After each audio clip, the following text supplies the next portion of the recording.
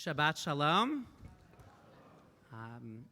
This morning, we have the pleasure of hearing from two of our students, actually recent graduates from high school that are back on winter break from college, and here to share with us a little about an amazing program that we've started here in the congregation. Last year was our first Hineni fellowship and trip, a program in thanks to the Isakowitz family, funded in memory of their parents, Vera and Paul Isakowitz, who many here may remember. This is a program which has become very quickly a highlight for high school students in our congregation. I won't share any more now because I want to give our students two of our award winners from this past year's program, from last year's program.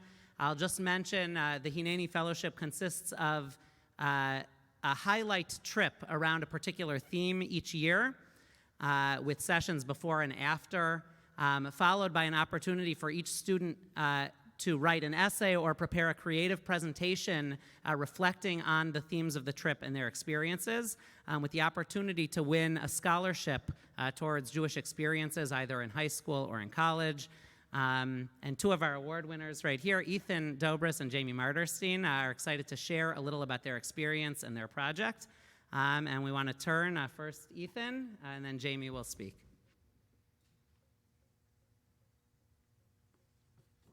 Shabbat Shalom. My name is Ethan Dobres, or as most of you probably know me, one of Ruth's grandchildren. Last year, I had the great privilege to be a part of the inaugural Vera and Paul Isakowitz Hineni Youth Fellowship. Alongside a group of 11 other B'nai Ashurin teens, we participated in several workshops to learn how to be strong advocates for the Jewish people, the state of Israel, and our future as a community. This culminated in an amazing 4-day trip to Washington, D.C. In the nation's capital, we had the opportunity to meet with leaders from multiple Jewish organizations and learn about the critical work they do to ensure a strong Jewish presence in America. Hearing from representatives of the Anti-Defamation League, the American Jewish Committee, and the Jewish Agency for Israel all taught us that we can't take for granted a safe haven for Jews in America, but rather that we must put in the effort and advocacy to ensure our collective success and security. On the final day of the trip, we put what we learned into action when we went to Capitol Hill and lobbied the offices of our 2 U.S. senators.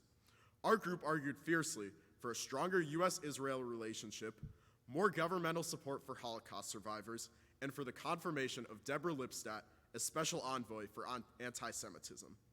It was particularly meaningful for our group when Dr. Lipstadt was confirmed in this position 3 weeks after our trip. We also had the privilege to learn from a myriad of leaders and advocates in our own community before and after the trip. Our group was very moved by the words of history teacher Mark Sack, Holocaust survivor Erica Gold, and AJC Cleveland head Lee C. Shapiro. Bob Zelwyn, the president of Kol Israel Foundation, also taught us critical lessons about the importance of remembering the Holocaust. I always just knew Bob as one of my dad's running friends and the guy who always crushes it as Gabbai, so it was very interesting to hear about the monumental work he and Kol Israel do to preserve the memory of the Holocaust. This week's Torah portion is Vayechi. I know this because today's the 6th anniversary of my bar mitzvah, and yes, I'd still be happy to accept any checks. In Vayechi, Jacob gives blessings to his sons and grandsons, leaving the Jewish future in their hands. Similarly, on this trip, we were trained for the responsibility of creating a successful Jewish future. This fellowship has certainly impacted me in the months since. It has deepened my interest in public affairs and advocacy. At Ohio State, I've gotten involved in Buckeye PAC, a group dedicated to strengthening the U.S.-Israel relationship. And I'm sure the Hineni Fellowship will continue to have a major positive influence on me and all of the fellows in our futures. First and foremost, thank you so much to Mark and Paul Isakowitz for their support of this trip and truly making it possible. We were so lucky to meet both of you in D.C. You gave us such wise advice about patience, power, and personal responsibility. The fellowship, dedicated in memory of their parents, Vera and Paul, was a huge success in every way. I'm really grateful to have received the 2022 Isakowitz Youth Award, along with Jamie Marderstein and Tali Rabkin, and I'm excited to use it to further my Jewish leadership skills. A big thank you also goes out to Rabbi Josh and Sydney Unger for staffing and planning this trip. I'd also like to thank all the speakers our group heard from, especially those who are here today, for inspiring, challenging, and motivating us. 3 weeks from tomorrow, the 2023 cohort of the Hineni Fellowship will go to the South to study Jewish participation in the civil rights movement.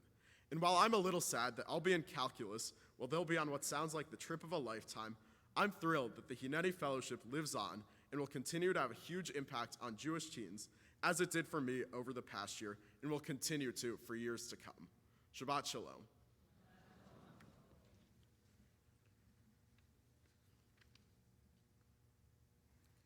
Shabbat Shalom. My name is Jamie Marderstein, and I was lucky enough to participate in the Hineni Fellowship trip, which included a 4-day trip to Washington, D.C., and multiple pre- and post-sessions. Over the course of this trip, I learned a lot about the history of the Jewish people, how to advocate for Israel, and how to stand up against anti-Semitism. We met with countless leaders like Nadav Zisplat, the Minister for Political Affairs at the Israeli Embassy, and Matt Fidel, the Communication Director for Congressman Jim Langevin of Rhode Island. These speakers taught us about their experience working in politics, gave us advice on how to stand up for what we believe in, and answered any questions we threw at them.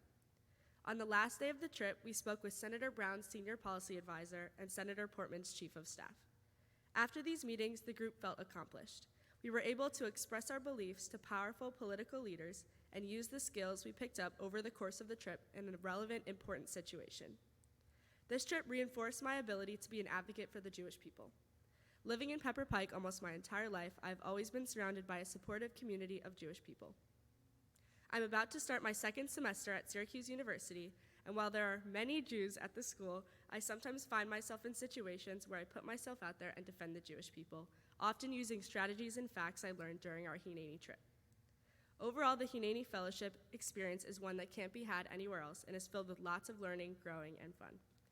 I would like to thank the Zakowicz brothers for making this trip accessible for all of us and their passion for inspiring every member of the fellowship. Additionally, a big thank you to B'nai Yeshurun, especially Sydney Unger and Rabbi Josh, for making the trip happen and run smoothly.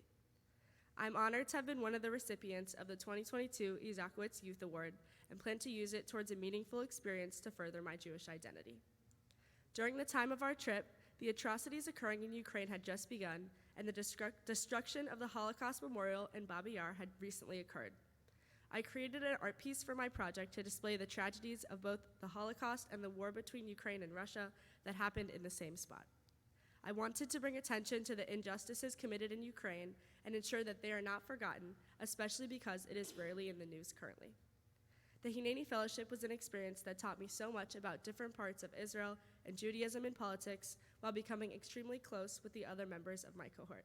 And I look forward to hearing about the experiences and successes of the next cohort's trip to the South. Thank you.